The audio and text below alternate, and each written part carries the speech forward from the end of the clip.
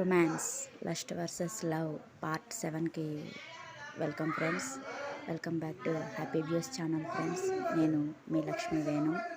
కాంతం ఇంకా అప్పారావుల కామదాహం తీరేటప్పటికి సుమారు 4:30 దగ్గరగా అయితే ప్రియదర్శిని తన బాయ్ ఫ్రెండ్తో ఫుల్గా ఎంజాయ్ చేసి ప్రమోద్ని ఎలా వదలకొట్టుకోవాలా అని ఆలోచిస్తుంది. సమయం 3 అయ్యేటప్పటికి ఇంటికి వచ్చి పడుతుంది. అప్పారావు 4 గంటలకు తన గదిలోకి వెళ్ళి పడతాడు. ఈ లోపల భూమికి అసలు ఒకసారి కూడా స్పృహ రాదు కదా. కనీసం తన ఫోబియాని నిద్దట్లో సైతం మర్చిపోయి మరీ ఆదమరిచి నిద్రపోయి తన తండ్రి ప్రాణాన్ని తీసుకోవడానికి తన వంతు సహాయం తెలియకుండానే అందించేస్తుంది. ఈ లోపల జరగాల్సిందంతా జరిగిపోతుంది. తెల్లవారుతుంది అనగా సూర్యకిరణాలు తన మొహం మీద పడడంతో తలంతా భారంగా అనిపిస్తూ నెమ్మదిగా కళ్ళు తెరుస్తుంది భూమి. దాంతో ఒక్కసారిగా రాత్రి తన మీదకు అప్పారావు రావడం, అలానే తనని గట్టిగా పట్టుకుని నలిపేయడం ఇవన్నీ గుర్తు వచ్చి ఉలిక్కిపడి భయంగా లేచి కూర్చోగానే గాయం వల్ల రక్తం గడ్డ కట్టుకుపోయి పిచ్చి పిచ్చిగా తలంతా గట్టిగా అయిపోతే వస్తున్న నొప్పికి అమ్మ అన్న అరుపు అప్రత్యయంగా తన నోటి నుండి వచ్చేస్తుంది. అమ్మ, ఇంత నొప్పి వస్తుందేంటి అని తల దగ్గర చూసుకోగానే తలకు ఎండిపోయిన రక్తం తగిలి తనకి రాత్రి తెలియకుండా ఏదో జరిగింది అని అనుమానంగా అనుకుంటూ గబగబా లేచి అద్దం ముందుకు వెళ్ళేటప్పటికి తల దగ్గర గట్టి దెబ్బ తగిలి ముదురు మొత్తం కమిలిపోయి రక్తం గడ్డ కట్టేసి వాచిపోయి కనిపిస్తుంది. ఆ దెబ్బ చూడగానే విరక్తిగా ఒక నవ్వు నవ్వుకుంటూ, ఎందుకు దేవుడా, ఇంత పెద్ద దెబ్బ తగిలినా సరే నన్ను బ్రతికించాలని చూసావు. ఇప్పుడే చచ్చిపోతే నా ప్రాణం నీలో కలిసిపోయేది కదా. ఆనందంగా నా తల్లి దగ్గరకు వెళ్ళిపోయేదాన్ని కదా. చావులో కూడా నాకు ప్రశాంతత ఇవ్వాలని నువ్వు అనుకోవడం లేదా?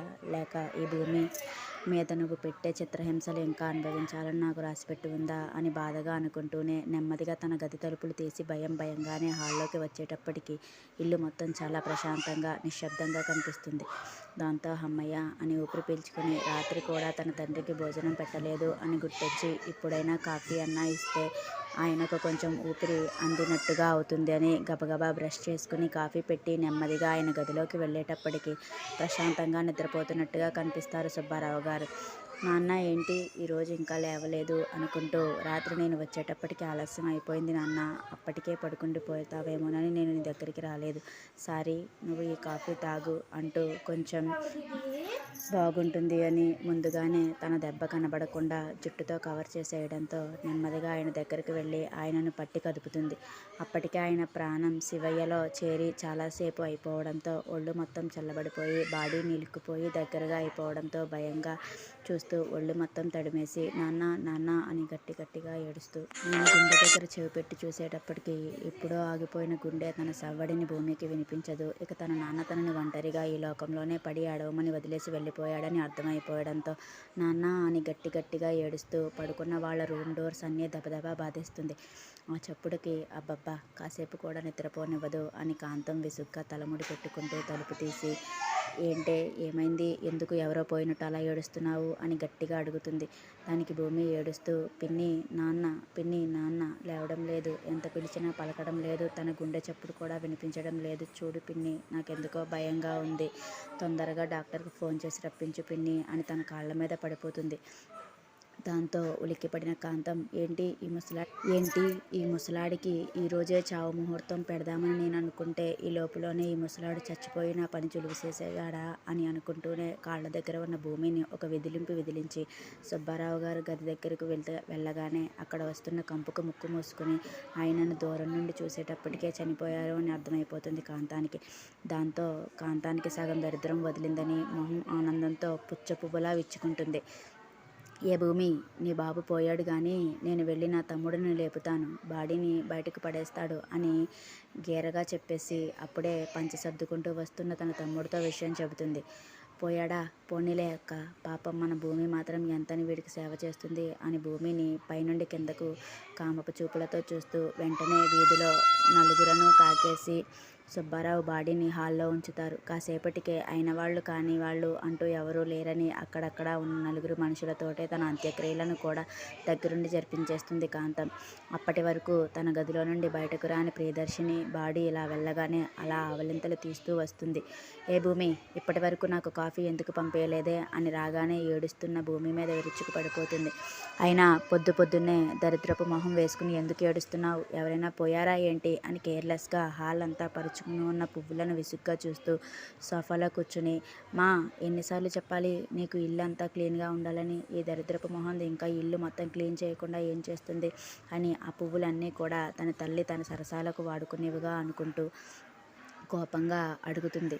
ప్రియా, ఏంటి ప్రియా అలా మాట్లాడుతున్నావు? ఎన్నిసార్లు నేను డోర్ కొట్టానో తెలుసా? ఎందుకు నువ్వు డోరు ఓపెన్ చేయలేదు అని బాధగా కోపంగా అడుగుతుంది భూమి. వాట్? నువ్వు నా డోర్ కొట్టావా? అయినా ఎందుకు కొట్టావు? నా నిద్ర పాడు చేయాలని చూసావా? నిద్రపోతే కూడా నువ్వు చూడలేకపోతున్నావా? నువ్వు పోనీ నిద్ర నాకు హ్యాపీగా పడుతుందని కుళ్ళిపోతున్నావా నువ్వు అని గయ్యిన పడిపోతుంది. అయ్యో అది కాదు ప్రియా, నాన్న చచ్చిపోయాడు ప్రియా, ఆయనను చివరిగా ఒకసారి చూసుకుంటావని అందుకనే నిన్ను లేపుదామని చూశాను. కానీ నువ్వు ఎన్నిసార్లు డోర్ కొట్టినా నువ్వు తలుపు తీయలేదు అని గట్టిగా ఏడుస్తూ చెబుతుంది. ఓ పోయాడా? దరిద్రం వదిలింది. ఇన్ని రోజులు మా మమ్మీకి సన్నిలా పట్టుకుని వేలాడుతున్నాడు. ఇప్పుడు మా మమ్మీని ఆపేవాడు అడిగేవాడు ఎవ్వరూ లేరు.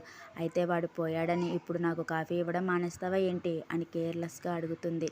భూమికి ఆ మాటలు ఇంకా కన్నతండ్రి అని కూడా లేకుండా ఎవరన్నా ఎన్నన్నా ఊచుకుంటున్నా, ఆఖరికి తన తండ్రిని తనని ఇన్ని మాటలు అన్నా ఒప్పుకున్నా ఇప్పుడు తండ్రి చనిపోయాడు అన్న కనీస బాధ కూడా లేకుండా అలా మాట్లాడుతున్న ప్రియా మీద కోపం వచ్చేసి, ప్రియా, చనిపోయింది దారిన పోయే దానయ్య కాదే ప్రియా, నీకు నాకు జన్మనిచ్చిన ఆయన చనిపోయారు.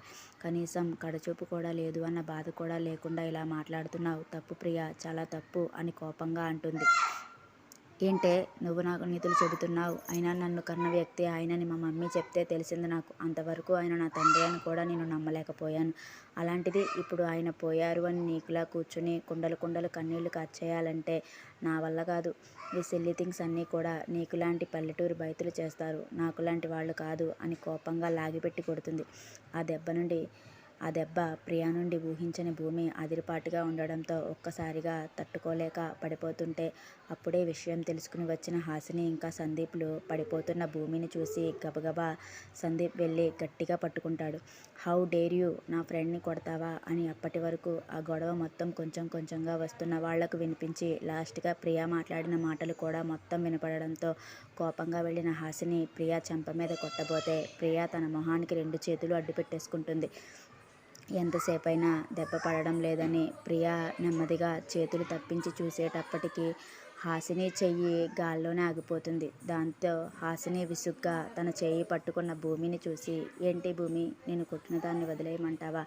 ముందు నా చెయ్యి నువ్వు వదులు అని విసురుగా భూమి నుండి చెయ్యిని విడిపించుకుని మళ్ళీ ప్రియా మీదకు చెయ్యెత్తబోతుంటే, హాసిని ప్లీజ్, ఇది మా కుటుంబం విషయం, నువ్వు మధ్యలోకి రాకు అని కోపంగా అంటూ హాసినిని బలవంతంగా ఇంటి బయటకు లాక్కుని వచ్చేస్తుంది.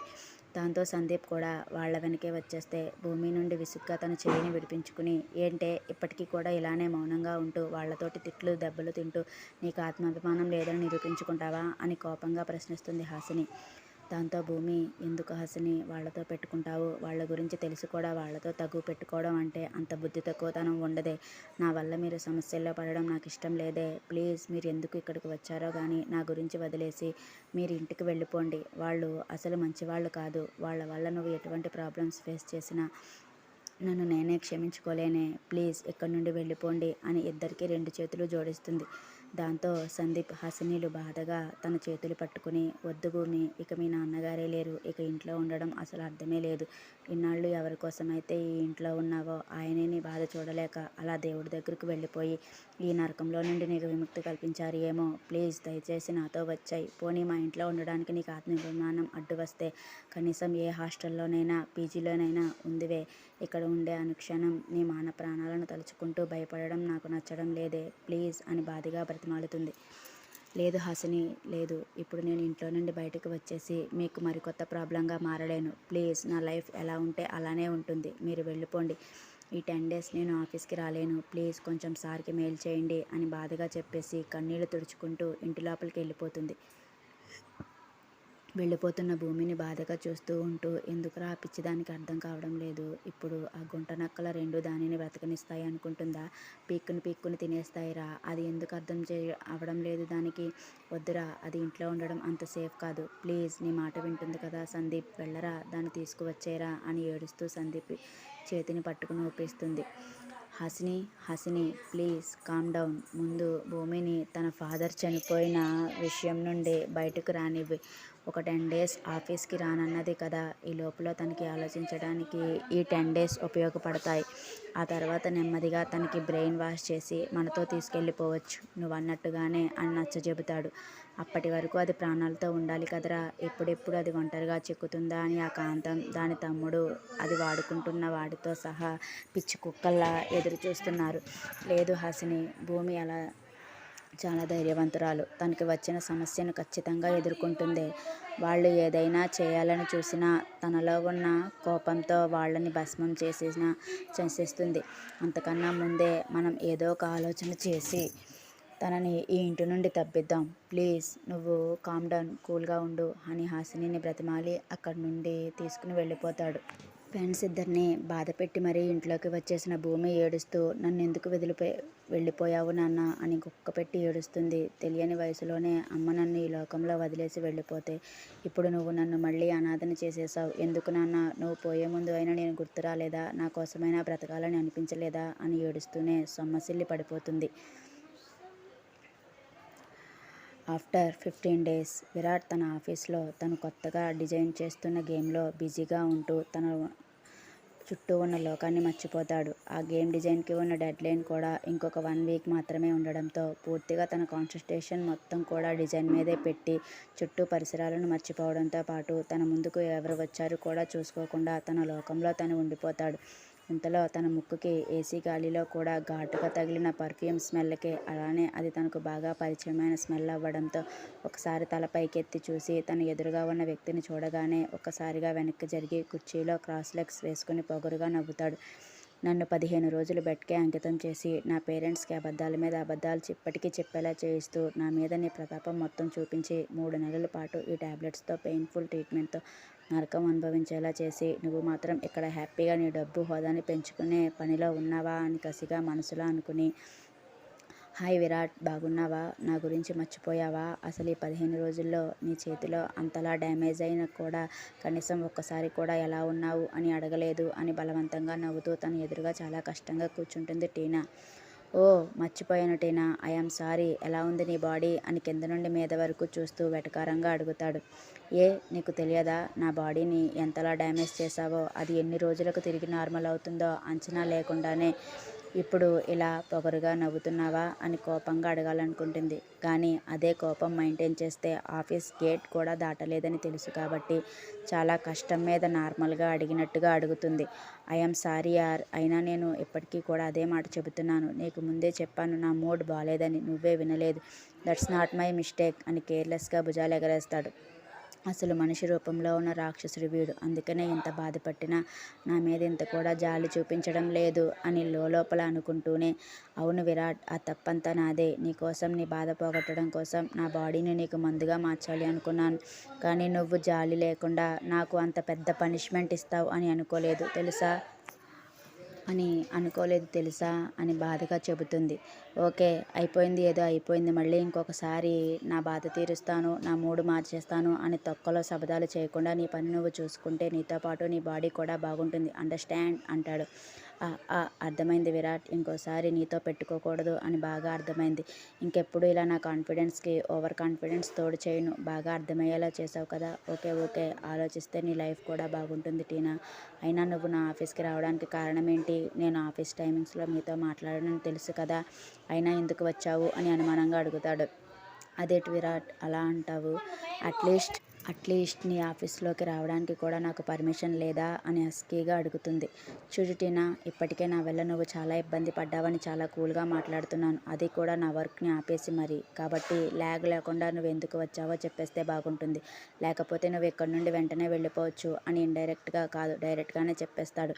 నేను నీ పతనం కోసమే వచ్చానురా. నన్ను కనీసం ఆడదాన్ని అని కూడా జాలి లేకుండా నీ ఒంట్లోని ఫ్రస్ట్రేషన్ మొత్తం కూడా నా మీదే తీర్చుకుని ఆఖరికి చచ్చిపోయేంత వరకు తీసుకువెళ్ళి నరకం చూపించి మరీ వదిలావు కదా. అందుకనే నా రివెంజ్ తీర్చుకోవడానికి ఇక్కడికి వచ్చాను.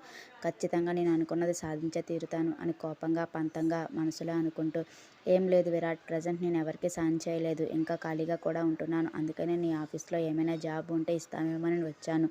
ఫైనాన్షియల్ ప్రాబ్లం కోసం రావడం లేదు, నా పీస్ ఆఫ్ మైండ్ కోసం వచ్చాను. నువ్వు చేసిన పనికి ఎలానో ఒక 6 months నా బాడీ దేనికి పనిచేయదు. అందుకనే వర్క్తోనైనా నా మైండ్ని డైవర్ట్ చేసుకుందామని ఈ డెసిషన్ తీసుకున్నాను అంటుంది. అదేంటి టీనా, నువ్వు మాస్టర్స్ కంప్లీట్ చేసావు, ఇంకా ఫ్యాషన్ డిజైనింగ్ కోర్సులో ఉన్నావు అని ఒకసారి ఎప్పుడో చెప్పినట్టు గుర్తు. అలాంటి నీకు నా గేమింగ్ డిజైన్ ఆఫీస్లో వర్క్ ఏం తెలుస్తుంది, ఇంకా నువ్వేం చేస్తావు అని అడుగుతాడు. అయినా విరాట్, కానీ నీకు తెలుసు కదా నా గురించి, నేను ఏమీ నేర్చుకోవాలనుకున్నా చాలా పంతంగా నేర్చుకుంటానని. అలానే ఈ గేమింగ్ కూడా తొందరలోనే నేర్చుకుంటాను. అందుకనే ఏదో ఒక పోస్ట్ నీ పిఏగానైనా పర్వాలేదు అంటుంది. వాట్, నా పిఏనా? ఏం మాట్లాడుతున్నావు టీనా? ఇప్పటి వరకు నాకు రావుగారు తప్పించి ఇంకెవరు నా దగ్గర పిఏగా చేయలేరు అని తెలుసు కదా. అలాంటిది కొత్తగా ఉన్న నీకు పిఏ పోస్ట్ ఎలా ఇస్తాను అని అనుకుంటున్నావు అని రెక్లెస్గా అంటాడు. నీలో ఉన్న ఈ పొగరు, ఈ యాటిట్యూడ్, ఈ బలుపు నాకు నచ్చేదిరా. కాకపోతే నా మీదే అవన్నీ ఉపయోగిస్తావని తెలిసిన తర్వాత అవన్నీ కూడా నాకు ఎనిమీస్గా మారిపోయాయి. నీలో ఉన్న ఇవన్నీ అణిచే వరకు నేను ఈ ఆఫీస్ నుండి బయటకు కదిలే ప్రసక్తే లేదు అని మనసులో అనుకుంటుంది. Thank you friends. ఇక్కడితో 7th పార్ట్ కూడా కంప్లీట్ అయిపోయింది. నెక్స్ట్ పార్ట్లో కలుసుకుందాం.